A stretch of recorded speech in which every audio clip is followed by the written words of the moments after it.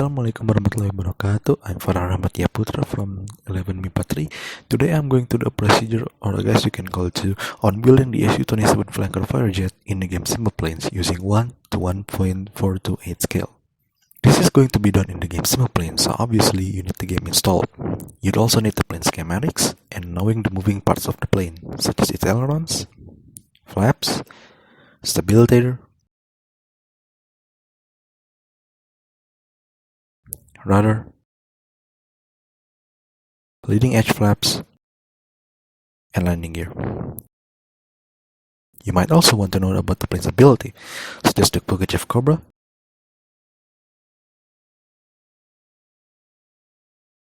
and the Colbit.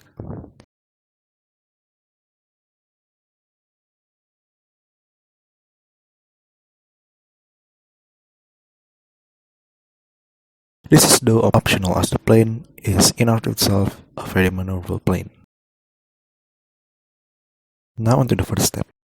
Get the plane's actual length and divide it by 1.428. This gives the plane the scale that we need.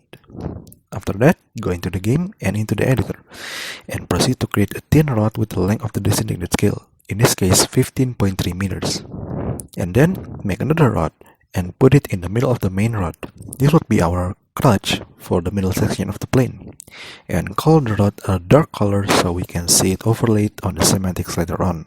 Next, put a fuselage block on top of the rod like this. Now insert the schematic into the editor using the blueprint feature and notch the rod so it matches the length of the plane. Now I'm going to build this in several sections, starting with the main body, the aerodynamic body, the engine body, the landing gear, and then the wings. Also remember the H and W values as it is going to be used on the blueprints on the sides and front. Now building the plane, edit the shape of the fuselage block that we've just put into the shape of the main body, and create sections in front and back of the plane following the body shape. And then, to the side view blueprint, put the schematics with the aforementioned H and W values, and shape the main body to shape on the schematics. And now the main body should be completed. Next is building the aerodynamic body.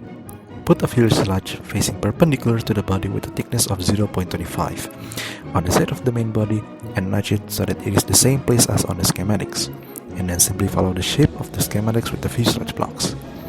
Also note that this Su-27 has this curved shape here, so it is best to recreate that as well to give the plane a more accurate shape. Also pardon the simplistic way of me doing this because I'm not used to it yet.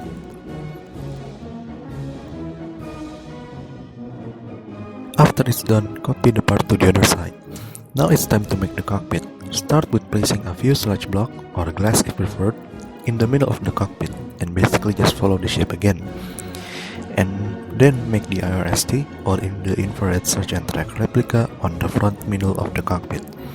And now it is time to make the engine. It starts with the same way as before, with placing this fuselage here and nudging it to the right position and shape. Although now I do away with the stock engines and make a custom one. So after this fuselage block here, put these hollow fuselage blocks, and then put another hollow fuselage like this, and put VTOL inlets like this, with its rotator disabled using XML, and then copy that to the other side.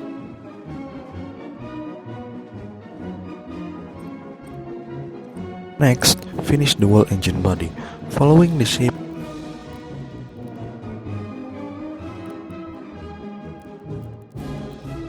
and put this engine here and copy to the other side.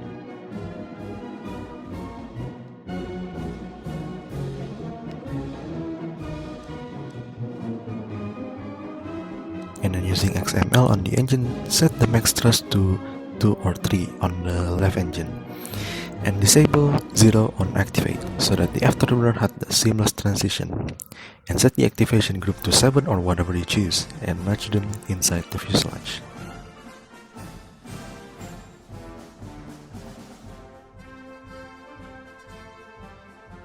Now making the landing gear.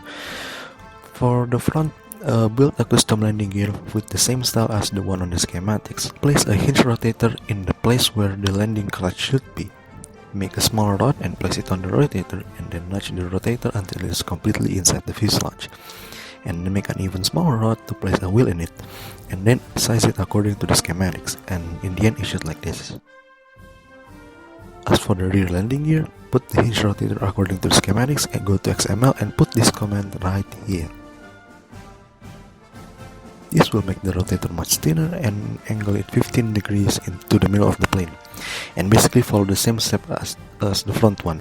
Although before putting the small rod, put a scaled down spinning rotator, set it around 80 degrees turn and place it between the small rod and the small rod. This will replicate a fairly similar movement created by the actual landing gear of the Su-27. Although do note that you need to make adjustments to the fuselage so that it can fit the entire landing gear. Now it's time to test the afterburner. Load the map and spawn a USSB catapult, try lowering and detecting the landing gear, and also test the afterburner. And that's all the body complete. Now you may need to make adjustments here and there as you'd like, as I did with the afterburner.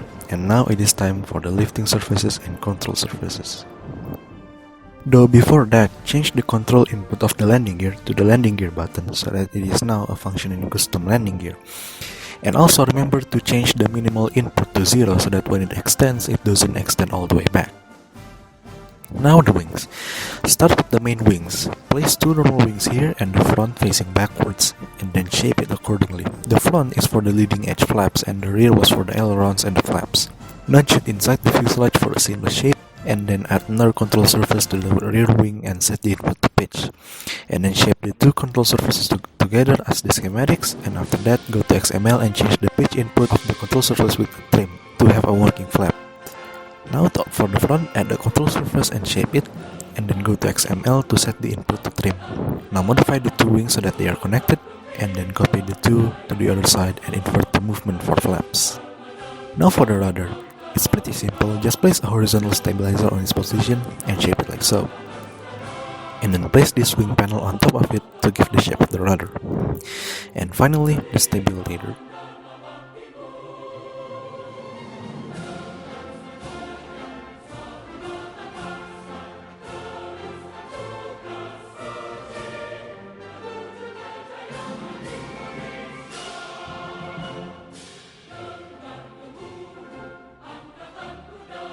Place a rotator in place and connect a wing panel into it. Then nudge it so that there is no spaces between, and temporarily disable the connection between the panel and the rotator so that the wing can be shaped. Shape the wing like this and connect it back to the rotator, and then set up the rotator so that it controls pitch. And then copy the part to the other side. Then add another rotator and place it slightly behind the pitch rotator, and then connect that to the wing panel. Configure this one into roll control and then copy it to the other side. And the final rotator was for the cool bit and cobra maneuver.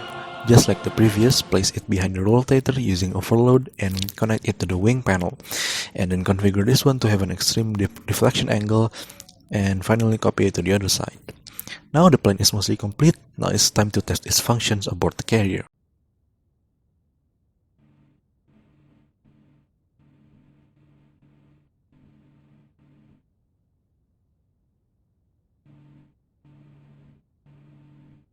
If you found something wrong like I did here with the stabilizer, head back to the editor to fix it and test it until you got it right.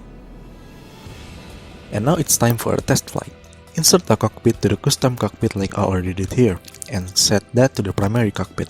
Remove the crutch holding the plane and its foundation, and now your plane is ready.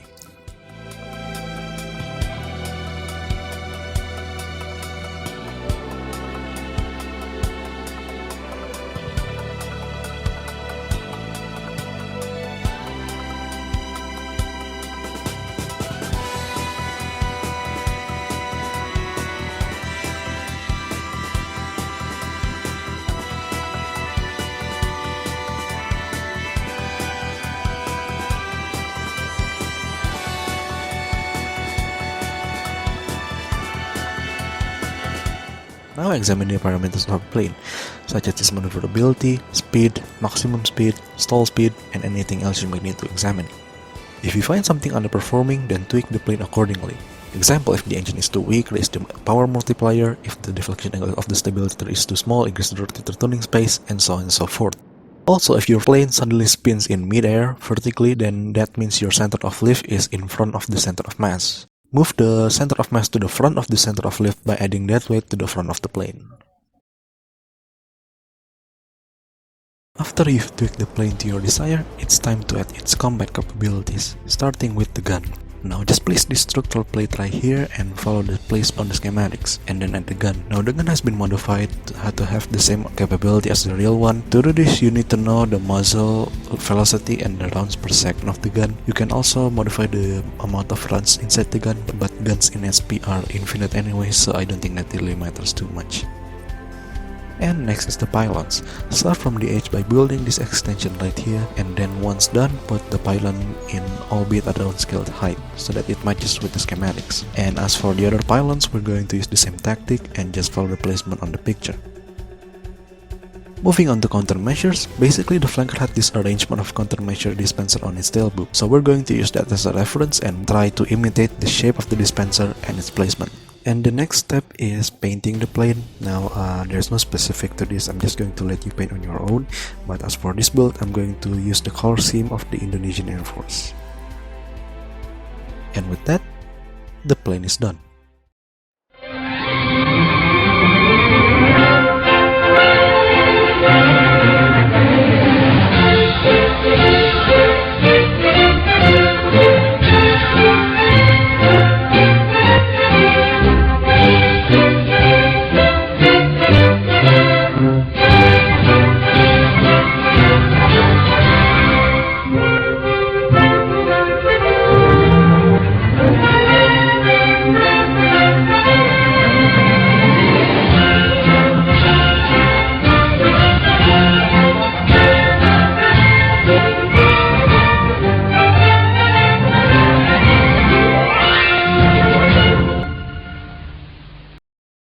And that's the Sukhoi Su-27 complete.